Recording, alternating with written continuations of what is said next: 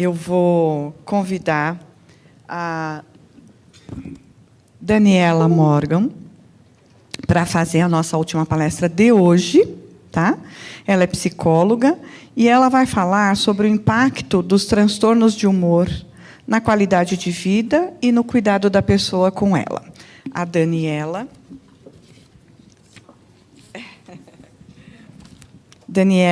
é psicóloga especialista pela Unifesp, pós-graduada em transtornos de humor com ênfase em transtorno bipolar e faz supervisão de quadros clínicos. Bom, boa noite. É um prazer estar aqui com vocês. Prometo que serei breve, né? Porque eu sei que já está em cima do horário de muita gente. E, para começar, eu acho que é importante, né, a gente contextualizar o assunto que eu venho trazer para vocês aqui hoje. Então, primeiro ponto, o objetivo dessa palestra é a gente poder considerar a importância da saúde mental e dos transtornos do humor associados ao tratamento da ELA. E por que essa motivação? Então, acho que é importante contar um pouquinho da história. Eu trabalhei por mais de 10 anos, né? Fiz parte do ambulatório de doenças neuromusculares da Unifesp. E o que a gente, atendendo tanto pacientes, né, e familiares. E o que eu mais percebia? Relatos, né, dos familiares sobre a questão não só da parte motora, mas da parte emocional. Então, irritabilidade, muitas vezes uma dificuldade em aderir aos tratamentos, problema de sono, muitas vezes com quadros depressivos. E isso me fez buscar uma fonte, né? Então, vamos entender por que isso acontece. E aí, fui estudar, né, a especialização em transtornos do humor, e depois eu vou falar para vocês exatamente, né, o que compõe os transtornos do humor, para entender a importância da gente também considerar essa parte emocional. Então, tem o diagnóstico, vai até o neurologista, o que acontece? Vai buscar a medicação, né, ou a cura, enfim, aquilo que vai cuidar dos sintomas motores. Mas a gente esquece que, por trás disso, tem alguém que tem um cérebro, que tem sentimentos, que tem emoções e que está vivendo uma transformação que é tremenda, né? Então, eu acredito firmemente que se a gente considerar simultaneamente a saúde mental e o tratamento da ELA, nós podemos fazer uma diferença significativa na vida dessas pessoas. Bom, para começar, eu acho que é importante que a gente considere a complexidade que é a ELA. Então, a gente está falando que é uma doença progressiva, que ela é uma doença que traz degeneração, a pessoa vai perdendo os movimentos, é irreversível, e chega um momento da vida dela que ela... até para fazer, né, um simples... Eu acho que eu vou botar meu óculos, gente, que eu não enxergo de longe.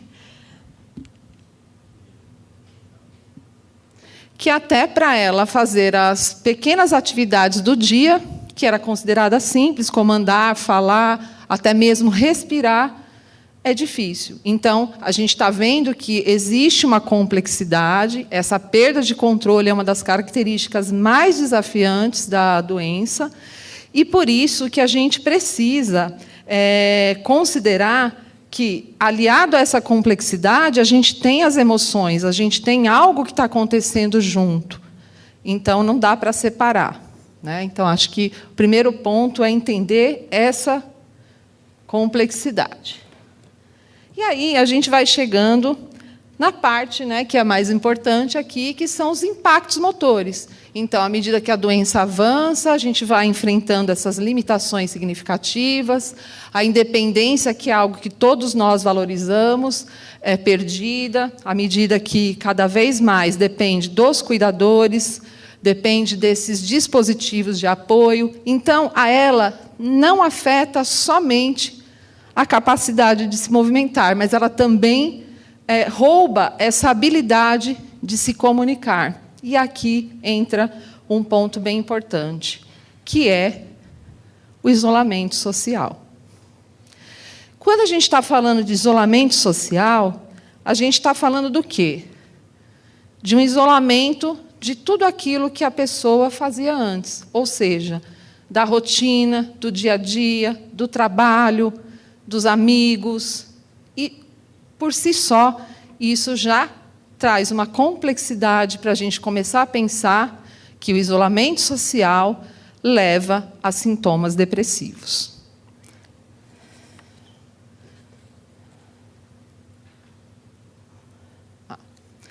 E aí, pensando nessa parte, né, que a gente falou sobre o impacto motor, a gente precisa falar sobre os transtornos do humor. Então, pensando que uma depressão, ela faz parte ela está dentro de um transtorno do humor. O transtorno do humor é uma condição psiquiátrica caracterizada por alterações persistentes do humor, nas emoções, pode afetar negativamente como alguém se sente, como alguém pensa, como alguém se comporta. E a ansiedade também pode vir na forma de preocupações excessivas, medos e tensões constantes. Então, à medida que a pessoa com ela enfrenta esses desafios motores, é comum que ela também enfrente os sintomas relacionados aos transtornos de humor e ansiedade. E aí, gente, acho que assim, para a gente pensar, né, que não é só isso, quando a gente está falando de um quadro de ansiedade, a gente está falando o quê? Que no transtorno depressivo, a gente pode ter ansiedade associada junto, mas a gente também pode ter algo que a gente chama de episódio misto. Ou seja, existe uma depressão, mas existe também um polo de ativação. Então, essa ansiedade, muitas vezes, pode ser confundida com outra coisa que não é ansiedade. Então, tudo se mistura.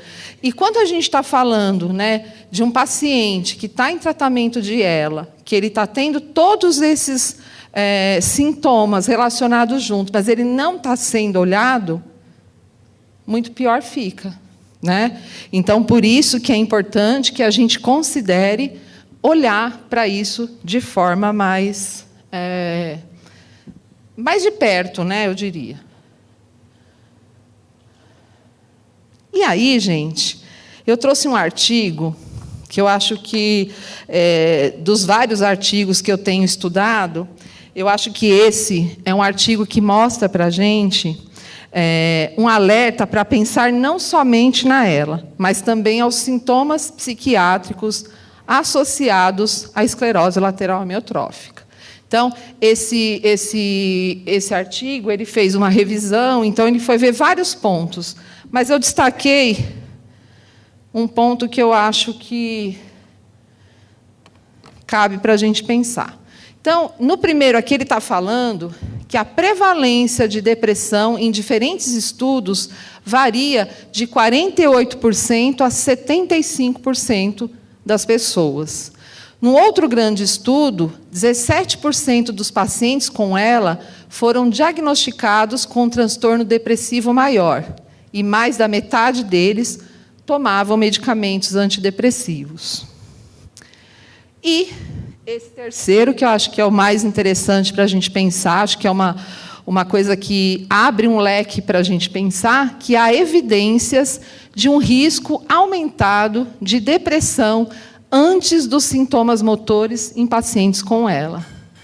Particularmente evidente 1 ano antes do início da doença, sugerindo que o transtorno de humor faz parte de uma cascata prodrômica. E o que isso quer dizer? Isso quer dizer que a depressão ela é um pródromo, ou seja, é um sintoma que antecede. Então, é como se tudo tivesse junto. E por isso que é importante que a gente considere e olhe com mais cautela.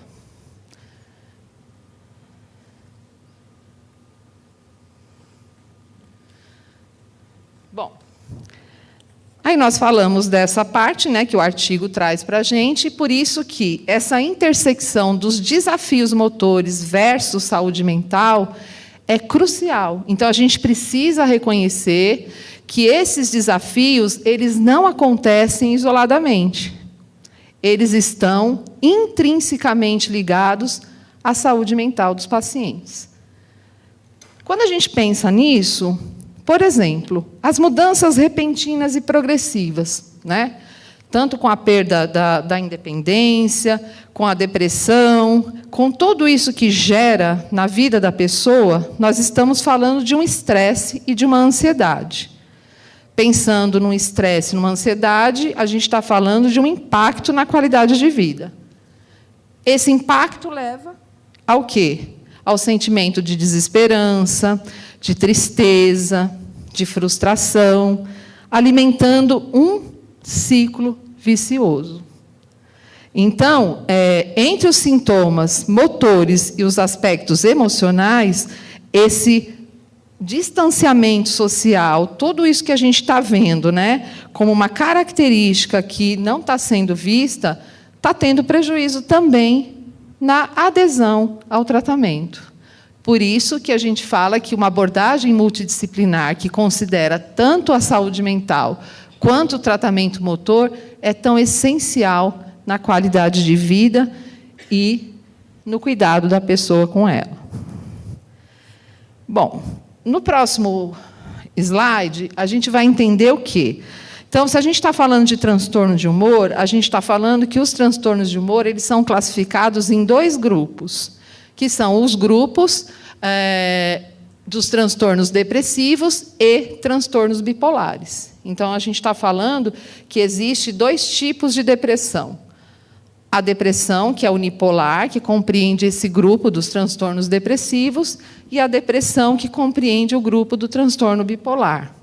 O transtorno depressivo inclui o depressivo maior, que é esse que a gente fala. Então, todo mundo que fala uma depressão, é essa depressão, que é a depressão maior.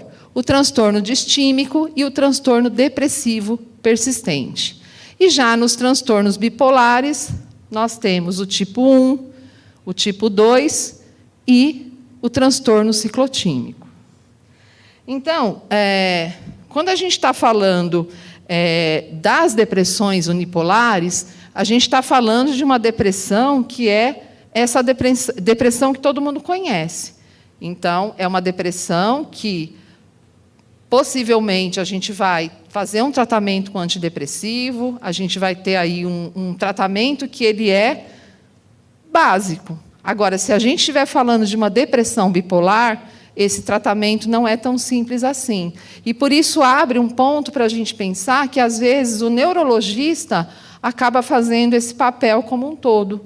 Né? Por quê? Porque não existe essa informação, ou mesmo, né, a dificuldade que a gente tem de encontrar os serviços de saúde, que a pessoa procure um psiquiatra. Então, tudo isso fica acoplado junto com o tratamento dela.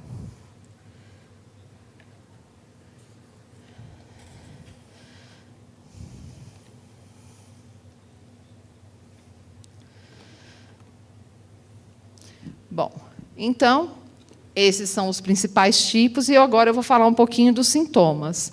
Então, se a gente está falando de um transtorno depressivo maior, que seria o que está incluído dentro das depressões unipolares, ele é caracterizado por episódios prolongados de tristeza profunda, perda de interesse e prazer, alterações no apetite, no sono, fadiga e baixa autoestima.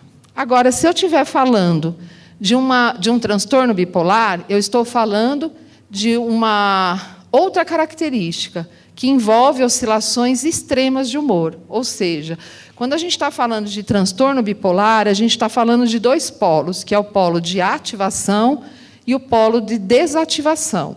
Então, essas alternâncias extremas de humor, elas podem acontecer, né? Tanto da pessoa estar no polo depressivo, como ela estar num polo de hipomania e mania. E são períodos, né, quando a gente fala de ativação, de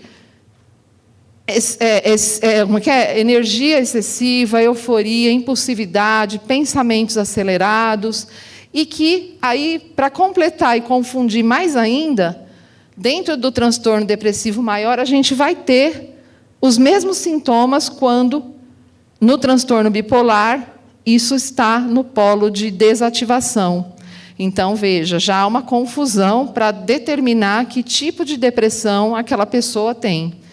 E daí, eu coloquei o transtorno de ansiedade generalizada. Eu sei que, embora ele não é classificado como um transtorno de humor, mas ele também apresenta sintomas de humor alterado, como irritabilidade, preocupação excessiva e dificuldade em relaxar. Só que aí, para complicar mais um pouquinho, a gente vai entender o quê? Se eu estou falando que a ansiedade causa irritabilidade, preocupação excessiva, dificuldade em relaxar, no transtorno bipolar, nos polos de ativação, eu posso ter esse mesmo sintoma. E aí eu não sei se isso é a ansiedade ou se isso faz parte de um polo de ativação. Então, percebam que isso cada vez vai ficando mais complexo para a gente pensar que uma depressão ela não pode ser desconsiderada. Precisa ser investigada. E isso vai fazer toda a diferença, inclusive no tratamento.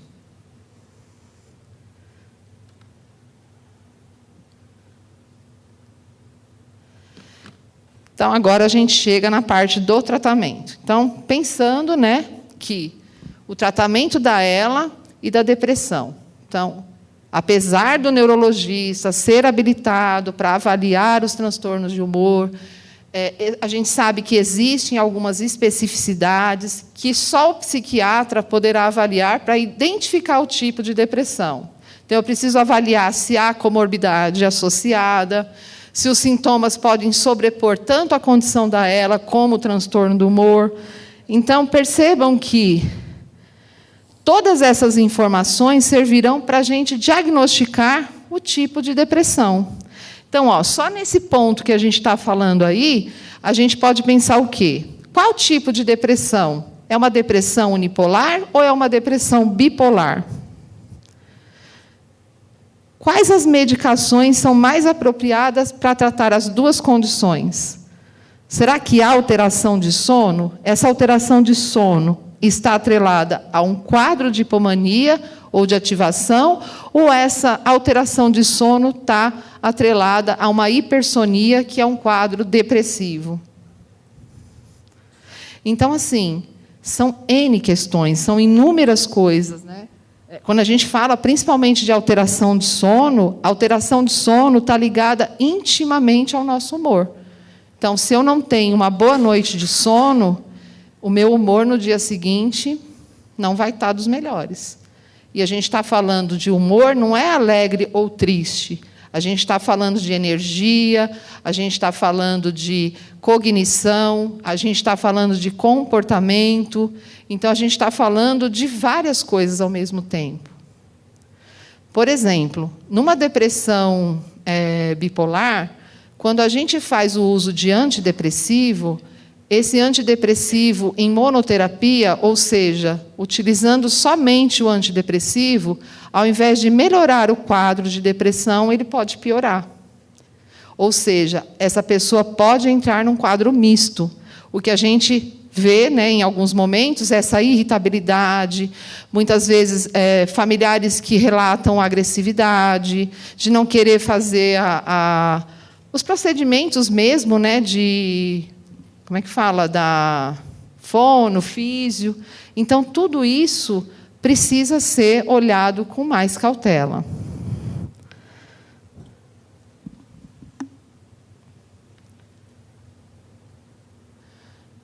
Então, aqui a gente entra na parte que eu acabei de falar. Então, sintomas prévios de depressão ao diagnóstico de ELA. Qual a idade do primeiro episódio? Então, isso é uma parte que o psiquiatra vai avaliar para definir qual é o melhor tratamento. Então, hoje nós sabemos que os sintomas prévios de depressão de ELA, seja no primeiro episódio com a idade precoce, a gente pode pensar num transtorno bipolar.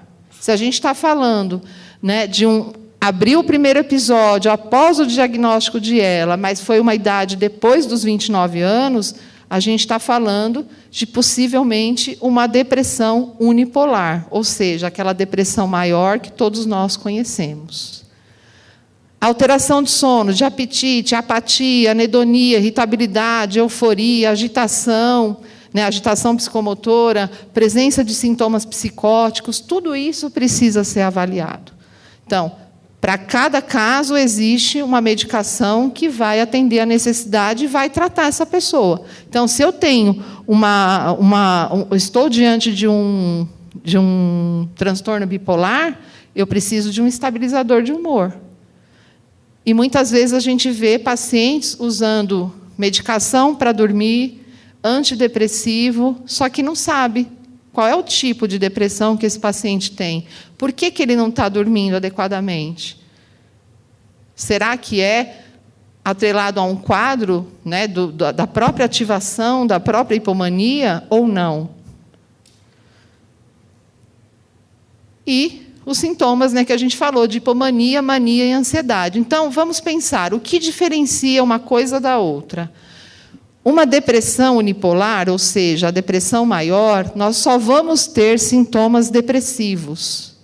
O que vai diagnosticar alguém com uma depressão bipolar, ou seja, o transtorno bipolar, é que ela tenha, pelo menos, um único episódio de ativação na vida, que pode ser de hipomania, classificando como transtorno bipolar tipo 2, ou de mania, classificando para o transtorno bipolar tipo 1. Mas e aí? Essa pessoa tem a irritabilidade. Então, percebe como é que vai ser diagnosticado por um neurologista? Né, a especificidade dele, ele tem condições, obviamente, de avaliar se a pessoa tem uma depressão, mas essa especificidade ela precisa ser trabalhada de forma muito mais minuciosa para que a gente tenha um tratamento adequado.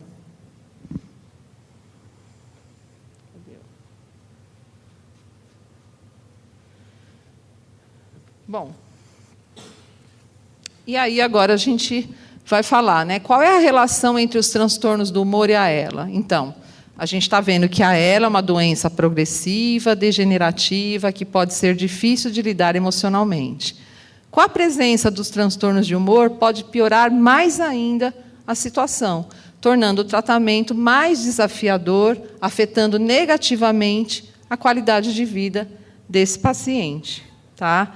Então, por isso que a necessidade de avaliação psiquiátrica para a saúde mental e qualidade de vida na ELA é muito importante. E por que é crucial? Então, a gente está falando agora que essa progressão da doença, a gente sabe que todo o estresse que a pessoa tem, obviamente que isso vai ajudando a progredir muito mais a doença. Então, se eu não tenho um sono de qualidade, se eu não tenho um tratamento para os quadros que vêm junto com ela, seja de uma depressão, seja de uma irritabilidade, seja de insônia, como é que essa pessoa não vai progredir? Porque o estresse vai levando a outros quadros. Então, por isso que a gente fala que ela não vai só afetar a motivação para aderir ao tratamento de reabilitação ou seguir as orientações médicas. Se eu tenho o meu humor controlado, se eu tenho a depressão, ela está sendo medicada, ela está sendo olhada, está sendo visto as minhas necessidades emocionais, muito mais fácil fica para seguir com o resto. Então, essa dificuldade, né, da mesma forma a ansiedade, ela pode aumentar a sensação da dor física, sensação da dificuldade nas atividades diárias. Isso vai criando aquele ciclo negativo que a gente falou no começo, né? Os sintomas motores pioram devido ao sofrimento emocional, e o sofrimento emocional piora os sintomas motores. Então, é isso, né? Os neurologistas vão desempenhar esse papel, né, de detectar os transtornos de humor, orientar, encaminhar, e, quando eles veem que isso realmente precisa ser olhado, é com o psiquiatra que precisa ser avaliado. Né? Então, o neurologista ele vai fazer esse papel de olhar para a doença, olhar para as comorbidades que vêm, mas, uma vez identificado, é o psiquiatra que vai agir nessa parte do tratamento. E aí o que a gente falou, né, que, obviamente, que se a gente tem isso tudo organizado, alguns medicamentos que vão ser usados no transtorno de humor vai melhorar a saúde mental, a qualidade do sono. Então, a gente sabe que o estresse pode agravar os transtornos do humor em pacientes com ela, exigindo uma abordagem integrada para garantir esse cuidado emocional. A gente está falando dos impactos na qualidade de vida. Então, essa variedade de transtorno, como a depressão ou o transtorno bipolar, podem surgir tanto, né, nos pacientes de ELA, antes ou depois. Então, visto que a gente já sabe que isso pode ser um pródromo. Então, obviamente, que isso vai trazer um impacto na qualidade de vida. E aí eu fui colocando, né, a presença vai tornando essencial o cuidado emocional adequado, essa relação paciente-cuidador, que eu acho que é um ponto também muito importante, porque a gente sabe que o transtorno de humor ele pode afetar também essa relação entre o paciente e o cuidador, porque muitas vezes os relatos a pessoa não quer fazer, não sei o que fazer, nossa, ele está agressivo, ele está muito irritado, isso vai me deixando sem ter opção do que fazer, como agir. Então, a gente sabe que tudo isso, ele não tem controle. E não é porque a pessoa não aceita. Obviamente que a gente está falando de uma doença grave, que é irreversível, que é progressiva e que é muito difícil de elaborar o diagnóstico, mas se a gente tem um outro ponto ali, que é a parte emocional, que não está sendo vista de forma adequada, essa relação vai ser extremamente difícil. Porque, muitas vezes, o cuidador não vai entender o motivo pelo qual a pessoa está agindo daquele jeito, a pessoa que está vivenciando aquilo também não sabe o porquê que ela está com tantos sintomas, isso vai virando só uma bola de neve, né? Então, por isso que é importante olhar para esse aspecto. E aí a gente está falando, né, dessa relação complexa, a questão da abordagem terapêutica, que é preciso realmente de uma abordagem multidisciplinar para tratar tanto os aspectos emocionais como os motores, o tratamento medicamentoso, a avaliação psiquiátrica, que a gente sabe que hoje é um elemento chave para ajudar os pacientes com ela a lidar com os transtornos de humor. Percebam que, em nenhum momento, eu sou psicóloga, em nenhum momento eu falei da psicologia aqui, né? Falei só do psiquiatra. E por que eu estou falando isso, né? Na verdade, eu quis dar muito mais uma ênfase nessa possibilidade da gente olhar esse tratamento. Obviamente que o psicólogo ele vai estar ali do outro lado dando esse suporte, ou seja, não é só o medicamento que vai funcionar, a terapia vai ter que estar acoplada a isso. Mas o que eu venho percebendo é que, muitas vezes, as medicações causam estragos significativos. E por isso que eu quis dar uma ênfase, né, do quanto é importante ter avaliação psiquiátrica. Eu trabalho, né, com pessoas com transtorno bipolar, então a minha ênfase é em transtorno bipolar, e o que eu mais vejo chegar no consultório são pessoas sofrendo, e assim, anos e anos, com uma depressão que cada vez piora mais, onde há irritabilidade, onde há várias questões associadas, e que em nenhum momento foi olhado para isso. Então, a pessoa, nossa, mas eu tomo antidepressivo faz 10 anos e nunca melhorei. Então, porque não é a depressão unipolar, porque não é a depressão unipolar. Então, a gente está falando de um outro quadro. Então, eu quis trazer isso para vocês observarem o quanto, às vezes, a gente coloca na mão, né, de uma única coisa todo o tratamento, e a gente precisa ampliar, seja com psicólogo, seja com psiquiatra, mas a gente precisa olhar isso. Então, a ênfase que eu dei foi sobre o ponto de vista das medicações. Né? Sono, enfim, tudo que vem relatando está ligado à medicação. E, uma vez que a gente consegue organizar isso, tendo uma avaliação minuciosa, obviamente que a psicologia vai entrar junto, né? Porque não adianta só tomar a medicação e não cuidar da parte que compete à terapia, que é olhar esses pensamentos, né? Trabalhar essas outras questões. Então, foi isso que eu quis trazer para vocês, né?